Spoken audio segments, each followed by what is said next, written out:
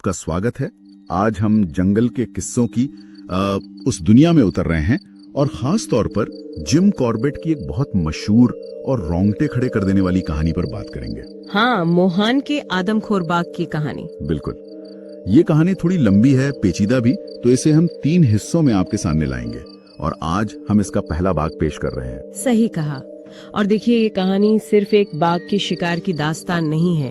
ये हमें उस जमाने के कुमाऊं के पहाड़ों की जिंदगी, वहाँ के लोगों की हिम्मत, उनके डर, हाँ। और सबसे बढ़कर ये सोचने पर मजबूर करती है कि आखिर कोई बाघ आदमखोर बनता क्यों है। तो चलिए, देर किस बात की, सीधा कहानी में गोता लगाते हैं। शुरुआत होती है कॉर्बेट के गर्मियों वाले घर से करीब 18 मील दूर 9000 फीट ऊंची एक पहाड़ी कतार, जिसे रिज कहते हैं, वहां से। यहीं से इस खौफनाक सिलसिले का आगाज हुआ। कहानी का पहला पन्ना ही असल में बड़ा दुखद है। उस रिज के उत्तरी ढलान पर गांव की कुछ महिलाएं सर्दियों के लिए जई की घास काट रही थीं। अपने काम में लगी हुई थीं। तभी एकदम अचानक झाड़ियों से निकलकर एक बाघ उनके ठीक सामने आ गया। जाहिर है अफरा तफरी मच गई होगी। बिल्कुल, सब जान बचाने इधर उधर भागी। इसी भगदड़ में एक बुजुर्ग महिला थी। उनका पैर फिसला और वो चट्टानों के बीच एक गहरी दरार जैसी जगह में गिर गईं। हाँ, चीख पुकार मची तो बाघ शायद घबराया और भाग गया, लेकिन गिरने से उस महिला का एक पैर टूट गया और कुछ पसलियां भी टूट गईं। मतलब वो बुरी तरह घायल थीं। अब सोचिए वो क्या हालत रही होगी। महिला घायल है, दर्द से करा रही है और आसपास बाघ का खतरा। हाँ, वही बाघ कभी भी लौट सकता था। बाकी महिलाएं डर के मारे वहां रुकना नहीं चाह रही थीं। उन्हें मदद लाने गांव भी जाना था। ऐसे में एक 16 साल की लड़की ने, आप सोचिए, गजब की हिम्मत दिखाई। कमाल की हिम्मत। उसने कहा कि वो घायल महिला के साथ रुकेगी, बाकी लोग जाके मदद ले आएं। उस माहौल में ये फैसला लेना ये बहुत बड़ी बात थी। हाँ, ये तो असाधारण हिम्मत थी। वो लड़की किसी तरह बहुत सावधानी से नीचे उतरकर उस घायल महिला तक पहुंची, लेकिन वो जगह इतनी तंग थी कि हिलना डुलना भी मुश्किल हो रहा था। और डर तो था ही। दोनों एकदम फुसफुसाकर बात कर रही थीं, कान लगाए हुए कि कहीं बाघ लौट तो नहीं आया। हर आहट पर दिल धड़क जाता होगा। और अफसोस, उनका डर सच साबित हुआ। बाघ लौट आया। हाँ, घायल महिला जो दरार में नीचे पड़ी थी, उन्होंने बाघ को ऊपर से उस लड़की के ठीक पीछे उतरते हुए देखा। बाप रे। उनके चेहरे पर जो मौत का खौफ दिखा ना, उसे देख के लड़की पीछे पलटी। बाघ धीरे धीरे बिल्कुल चुपचाप उनकी तरफ बढ़ रहा था। भागने का कोई रास्ता नहीं था, बचने की कोई उम्मीद नहीं। इसी दौरान गांव में कॉर्बेट के एक पुराने जानने वाले थे, मोती सिंह। अच्छा। तो जब वो मदद लाने भागी महिलाएं गांव पहुंची, हांफते हुए पूरी बात बताई, तो मोती सिंह ने फौरन कुछ लोगों को इकट्ठा किया और बचाव के लिए उस जगह की तरफ भागे। लेकिन पहाड़ का रास्ता, दूरी, वक्त तो लगा होगा। हाँ, जब तक वो लोग पहुँचे तब तक बहुत बहुत देर हो चुकी थी। उन्हें वहाँ घायल महिला तो मिल गई, जमीन पर खून के ताजा धब्बे भी दिखे, पर वो 16 साल की बहादुर लड़की गायब थी। होश आने पर घायल महिला ने बस इतना ही बताया कि बाघ उसे उठाकर ले गया। ये सुनना कितना भयानक रहा होगा। बिल्कुल। और इस खबर ने 60 साल के मोती सिंह को इतना झकझोर दिया कि वो अपनी उम्र की, अपनी थकान की परवाह किए बिना उसी वक्त कॉर्बेट को बुलाने के लिए निकल पड़े। 18 मील पैदल। हाँ, 18 मील का वो कठिन पहाड़ी सफर पैदल ही। ये उस जमाने के लोगों का आपसी जुड़ाव और कर्तव्य की भावना भी दिखाता है। सही बात है। खैर, जब तक कॉर्बेट को खबर मिली और वो घटना स्थल पर पहुंचे, तब तक तो 24 घंटे से ज्यादा वक्त बीत चुका था। तो फिर वहाँ जांच के लिए क्या ही बचा होगा? हाँ, कुछ खास नहीं। कॉर्बेट को वहाँ जमीन पर खून के कुछ सूखे निशान मिले, हड्डियों के चंद टुकड़े और उस बेचारी लड़की के कपड़ों के कुछ छींतड़े, बस यही अवशेष थे। और सरकारी रिकॉर्ड में यही घटना द मोहान मैनीटर, यानी मोहान के आदमखोर बाघ के पहले इंसानी शिकार के तौर पर दर्ज की गई। इस पहली वारदात के बाद ऐसा लगता है कि बाघ ने अपना इलाका बदला।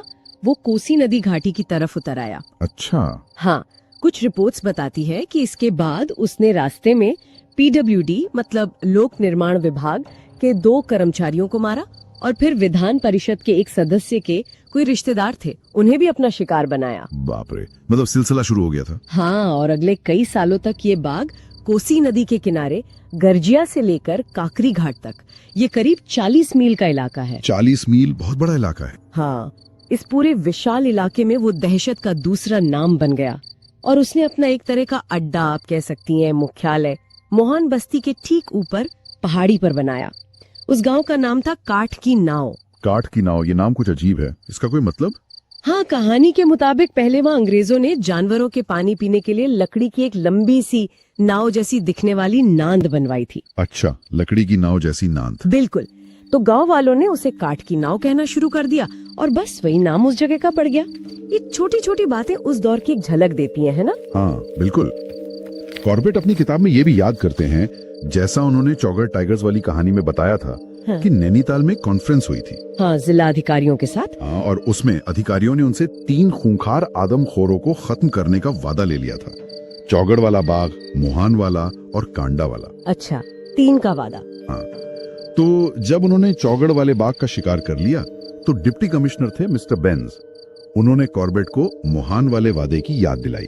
बेंज ने कॉर्बेट को चिट्ठी लिखी और बताया कि भाई, मोहान का आदमखोर अब हद से ज्यादा खतरनाक हो गया है, बहुत बदमाश हो गया है। उसने हाल ही में, मतलब पिछले हफ्ते ही, काठ की नाव गांव के पास 3 लोगों को मार डाला है। 3 लोग एक हफ्ते में? हाँ, स्थिति बहुत गंभीर थी, इसलिए कॉर्बेट से फौरन मोहान जाने का आग्रह किया गया। बेंज ने यह भी बताया कि जब कॉर्बेट चौगड़ में व्यस्त थे तो उन्होंने कुछ और शिकारियों को मोहान भेजा था, पर वो नाकाम रहे। अच्छा, दूसरे शिकारी भी गए थे? हाँ, पर वो लौट आए और बेंज जानते थे कि कॉर्बेट अकेले काम करना पसंद करते हैं, तो उन्होंने लिखा, अब मैदान साफ है, ये काम आप ही कर सकते हैं। तो मतलब बुलावा आ गया। मई का महीना था, गर्मी एकदम चरम पर। कॉर्बेट अपने 2 भरोसेमंद साथियों और सामान उठाने के लिए 6 गढ़वाली कुलियों के साथ हल्द्वानी पहुंचे। और वहां से रामनगर तक ट्रेन का सफर, और फिर रामनगर से शुरू हुआ लगभग 24 किलोमीटर का मुश्किल पैदल सफर मोहान की ओर। पहली रात उन्होंने गर्जिया में बिताई, कोसी नदी के किनारे। फॉरेस्ट बंगले में रुकने की इजाजत पहले से नहीं ली थी, तो खुले आसमान के नीचे ही सोना पड़ा। जंगल में खुले आसमान के नीचे? हाँ, और रात में सोते समय कॉर्बेट को एक बड़ी अजीब सी लगातार आने वाली आवाज ने परेशान कर दिया। पहले तो उन्हें लगा जैसे पास की चट्टानों से पत्थर गिर रहे हैं। फिर लगा जैसे कोई 2 बड़े पत्थर आपस में रगड़ रहे हों, खर खर, ऐसी कुछ आवाज। अजीब है। तो पता चला क्या था? रात चांदनी थी, हवा भी थोड़ी ठंडी थी। कॉर्बेट अपनी टॉर्च लेकर आवाज की दिशा में बढ़े। थोड़ी दूर गए तो पता चला कि आवाज नदी किनारे के एक दलदली हिस्से से आ रही थी। दलदल से? हाँ, और ये आवाज थी मेंढकों की। मेंढकों की पत्थर रगड़ने जैसी आवाज?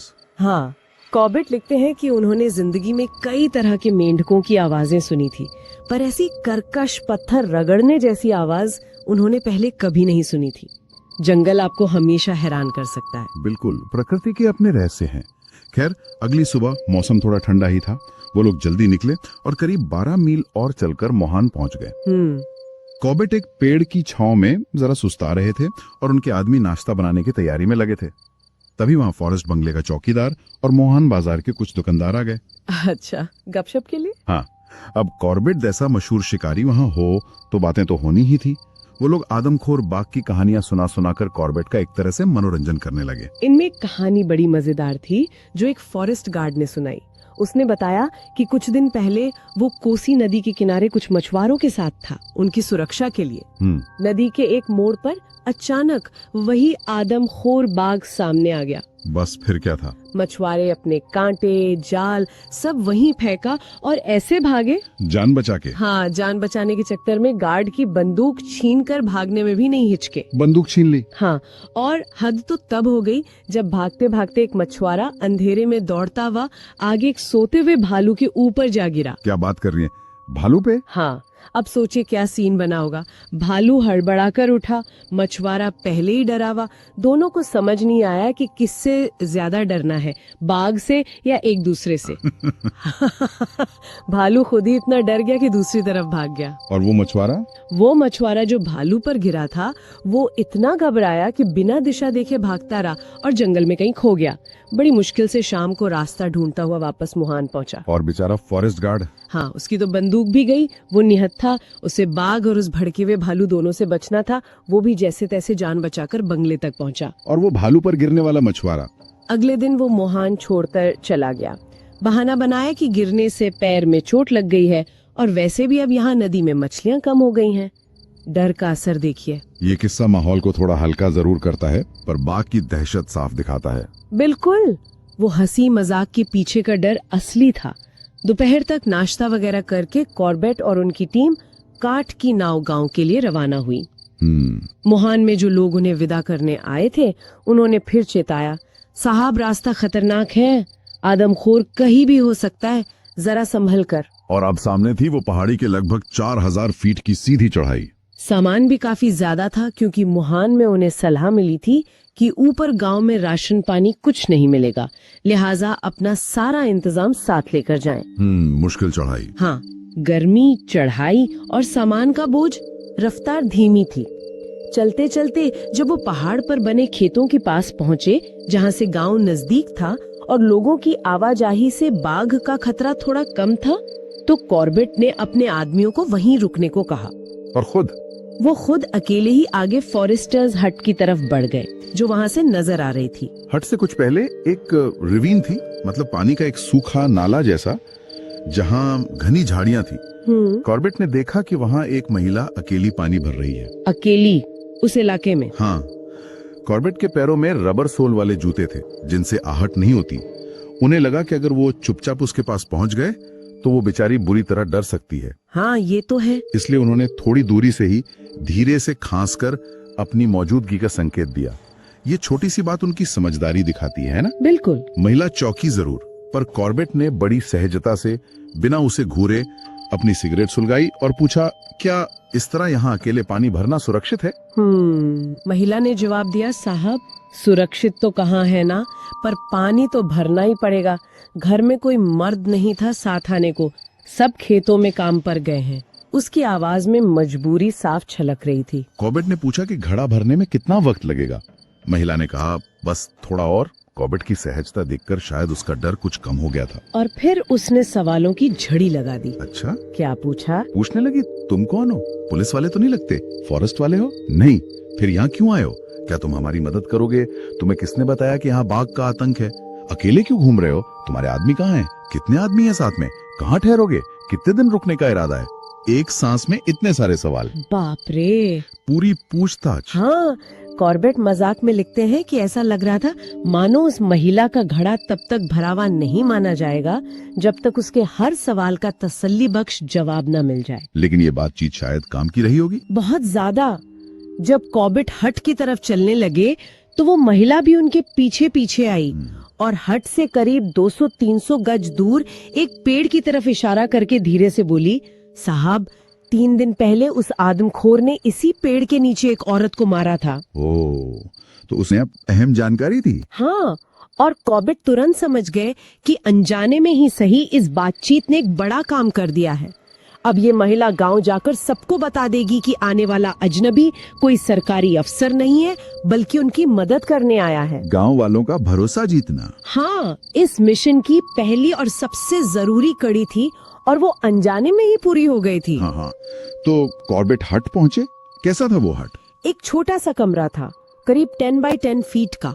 साफ तो था, पर उसमें सीलन की एक अजीब गंध थी, जैसे बरसों से बंद पड़ा हो। बाद में पता चला कि आदमखोर के डर से वो हट पिछले 18 महीनों से इस्तेमाल ही नहीं हुई थी। 18 महीने? हाँ। मुख्य कमरे के अलावा एक छोटी सी रसोई और एक स्टोर रूम भी था। कॉर्बेट ने सोचा कि स्टोर रूम उनके आदमियों के रुकने के लिए ठीक रहेगा और वो खुद बाहर अपना टेंट लगा लेंगे। इसी बीच गांव के कुछ लोग भी वहां आ गए, जिन्हें कॉर्बेट के आदमियों ने उनके पहुंचने की खबर दे दी थी। हाँ, और चाय का इंतजाम होने लगा। जब कॉर्बेट ने अपने साथ लाया हुआ कंडेंस्ड मिल्क का डिब्बा खोला तो गांव वाले आपस में और कॉर्बेट के आदमियों से कानाफूसी करने लगे। कंडेंस्ड मिल्क पर? क्यों? आखिरकार गांव के मुखिया ने हिम्मत करके कहा, साहब ये तो हमारे गांव की तौहीन है कि आप बाहर से ये डब्बे वाला दूध लाए हैं, जबकि हमारे यहाँ इतना बढ़िया ताजा दूध होता है। अच्छा, गांव का अपमान मान लिया। हाँ। कॉर्बेट ने तुरंत माफी मांगी और कहा कि उन्हें अंदाजा नहीं था, आगे से ध्यान रखेंगे। उन्होंने दूध खरीदने की पेशकश की। इसका नतीजा ये हुआ कि अगली सुबह हट पर इतना ताजा दूध पहुंचा दिया गया कि कॉर्बेट लिखते हैं उसमें नहाया भी जा सकता था।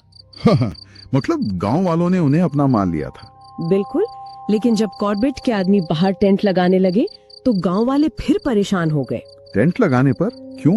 उन्होंने कहा, नहीं साहब, ये बहुत खतरनाक है। आदमखोर रोज रात को इसी रास्ते से गुजरता है। यकीन न हो तो हमारे घरों के दरवाजों पर उसके पंजों के निशान देख लीजिए। टेंट में सोना तो मौत को दावत देना है। ओह, पंजों के निशान दरवाजों पर? हाँ, कॉर्बेट के अपने नौकरों ने भी जोर दिया कि वो अंदर ही रहें। तो फिर क्या तय हुआ? आखिरकार ये तय हुआ कि कॉर्बेट मुख्य कमरे में रहेंगे, उनके 2 निजी सहायक किचन में सोएंगे और 6 गढ़वाली कुली स्टोर रूम में। सुरक्षा सबसे पहले। ठीक है। अब जब एक अपनापन बन गया था, भरोसा कायम हो गया था, तो कॉर्बेट ने आदमखोर के बारे में जानकारी जुटानी शुरू की होगी। बिल्कुल।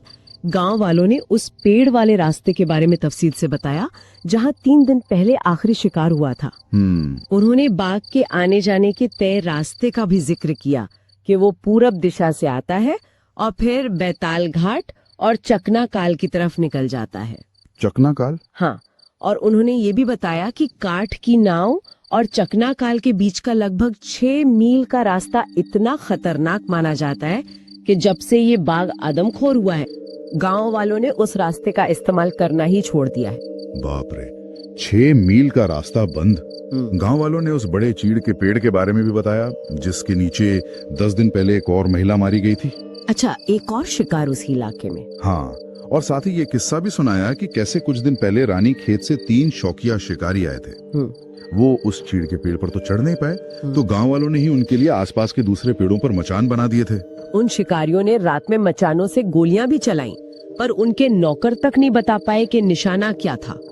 2 दिन बाद उसी बाघ ने गांव की एक गाय मार दी। शिकारी फिर मचान पर बैठे। रात में फिर गोलियों की आवाजें आईं। कॉर्बेट ये सब सुनकर क्या सोच रहे होंगे? कॉर्बेट मनी मन सोच रहे थे कि इस तरह की अंधाधुंध और गैर जिम्मेदाराना फायरिंग से आदमखोर जानवर और ज्यादा चालाक और सतर्क हो जाते हैं। उन्हें पकड़ना और मुश्किल हो जाता है। सही बात है। और फिर गांव वालों ने एक बहुत ही अजीब और अहम जानकारी दी। क्या? उन्होंने बताया कि जब बाघ रात में गांव के नजदीक से या बीच से गुजरता है, तो वो लगातार एक तरह की धीमी, दर्द भरी कराहने जैसी आवाज निकालता है। कराहने जैसी आवाज? हाँ। चलते वक्त? हाँ, ये आवाज तब तक आती रहती है जब तक वो चलता रहता है, और जैसे ही वो रुकता है, आवाज भी बंद हो जाती है।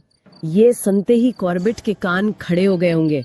उन्होंने फौरन अंदाजा लगाया कि बाघ यकीनन घायल है और चोट ऐसी है जो उसे चलने में तकलीफ देती है, यानी शायद पैर में या पंजे में कोई पुरानी चोट है। कॉर्बेट को लगा कि हो सकता है यही चोट उसके आदमखोर बनने की असल वजह हो, क्योंकि शिकार करना मुश्किल हो गया होगा। हाँ बिल्कुल।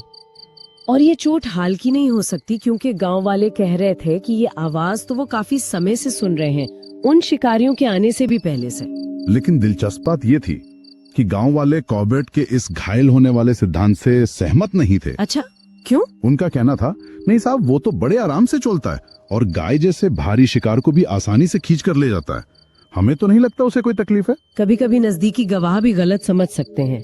कॉर्बेट का अनुभव यहाँ काम आया। बिल्कुल। इसके बाद कॉर्बेट ने गांव वालों को अपनी शुरुआती योजना बताई। उन्होंने कहा कि उन्होंने रामनगर से तहसीलदार के मार्फत 2 हट्टे कट्टे युवा भैंसे मंगवाए हैं। बेट के लिए? चारे के लिए? हाँ, वो एक भैंसे को उस पेड़ के पास चारा बनाकर बांधना चाहते हैं जहां 3 दिन पहले शिकार हुआ था, और दूसरे भैंसे को उस खतरनाक चकनाकाल वाले रास्ते पर जिसका बाघ अक्सर इस्तेमाल करता था। गांव वालों को ये योजना कैसी लगी? गांव वालों को ये योजना ठीक लगी। उन्होंने कहा कि वो आपस में भी इस पर सलाह मशवरा करेंगे, और अगर उनके पास कोई और बेहतर सुझाव हुआ तो अगली सुबह आकर कॉर्बेट को बताएंगे। ये सहयोग की भावना बहुत महत्वपूर्ण थी। बिल्कुल। तो कॉर्बेट काठ की नाव पहुंच चुके हैं। पहले ही दिन उन्होंने न सिर्फ इलाके की जानकारी जुटाई, बल्कि सबसे जरूरी स्थानीय लोगों का विश्वास हासिल कर लिया। हाँ, और उन्हें आदमखोर के बारे में एक बेहद अहम सुराग भी मिल गया है, उसके चलने पर आने वाली वो कराने की आवाज। और भैंसों को चारे के तौर पर इस्तेमाल करने की पहली योजना भी बन गई है। लेकिन चुनौतियां अभी कम नहीं है। ये बाघ पहले भी कई शिकारियों को चकमा दे चुका है। वो चालाक है, और जैसा कॉर्बेट को शक है, वो घायल भी हो सकता है, जो उसे और अप्रत्याशित बना सकता है। बिल्कुल। आगे का रास्ता वाकई आसान नहीं होने वाला है। तो अगली कड़ी में हम देखेंगे कि कॉर्बेट की ये भैंसों वाली तरकीब कितनी कामयाब होती है, और क्या उनका उस खूंखार आदमखोर से पहला आमना सामना होता है। और जाते जाते श्रोताओं के लिए एक सवाल छोड़ जाते हैं। जब किसी मिशन पर हो और अपने लक्ष्य या कहिए प्रतिद्वंदी की किसी संभावित कमजोरी का पता चले, जैसे यहाँ बाघ की ये संभावित चोट, तो ये जानकारी किसी की रणनीति और नजरिए को किस तरह बदल सकती है। क्या ये हमेशा फायदा ही पहुंचाती है या कभी कभी अति आत्मविश्वास का खतरा भी पैदा कर सकती है? इस पर सोचिएगा जरूर।